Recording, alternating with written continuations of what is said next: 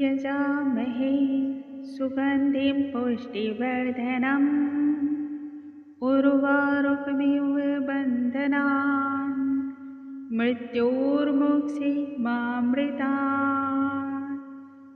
ओम नमः शिवाय। हर हर महादेव। नमस्कार दोस्तों, आप सभी का शिव पुराण के इस सीरीज में बहुत बहुत स्वागत है। महादेव की कृपा आप पर और आपके समस्त परिवार पर सदैव बनी रहे।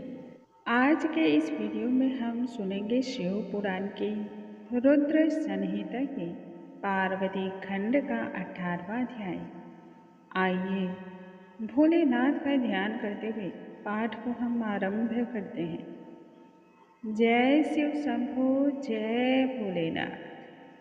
ब्रह्मा जी आगे का वृत्तांत बतलाते हुए नारद से कहते हैं, हे नारद, सप्त ऋषियों के चले जाने के बाद शिव ने स्वयं ही पार्वती की परीक्षा लेने का विचार किया और यह विचार करते हुए जटाधारी भगवान शिव ने बूढ़े ब्राह्मण का वेश धारण किया।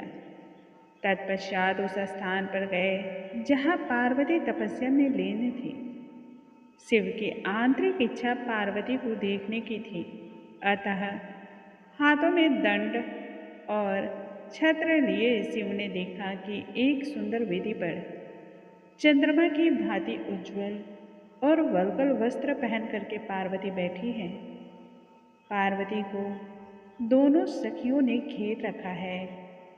शिव जब पार्वती के सामने गए तब पार्वती ने प्रसन्नता से उनका भव्यपूर्वक स्वागत किया एवं विभिन्न प्रकार की सामग्रियों से उन ब्राह्मण देवता की पूजा की। इसके उपरांत पार्वती ने ब्राह्मण देवता से वहां आने का प्रयोजन पूछा। इस पर शिव कहने लगे, मैं वृद्ध तपस्वी सर्व सुख और कल्याण के लिए इधर उधर भ्रमण करता रहता हूँ, परंतु इस पशु पक्षियों हिंसक जीव जंतुओं से घिरे हुए निर्जन वन में तुम मासूम कोमल कन्या किस कारण तपस्या कर रहे हो? या तुम्हारे पति इस घने व्यावह जंगल में तुम्हें अकेला ही असहाय छोड़कर चले गए हैं? साथ ही कुल का संपूर्ण विवरण पूछने लगे। क्या तुम देवी हो?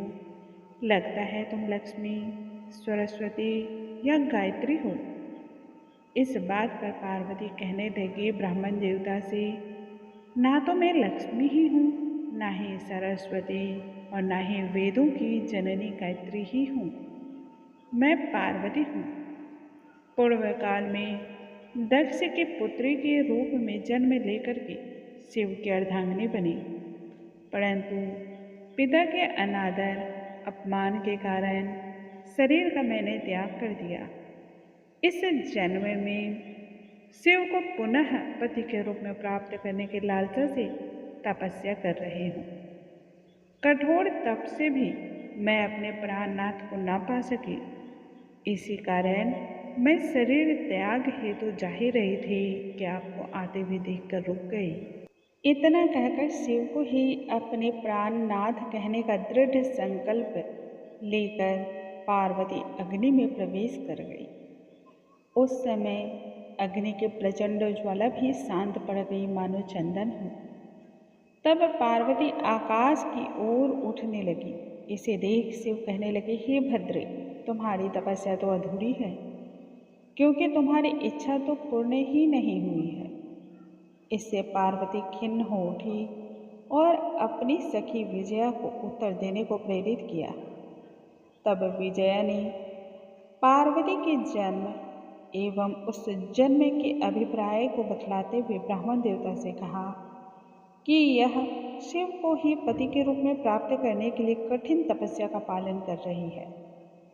आपने जो प्रश्न पूछा उसका मैंने भली भांति उत्तर दे दिया है।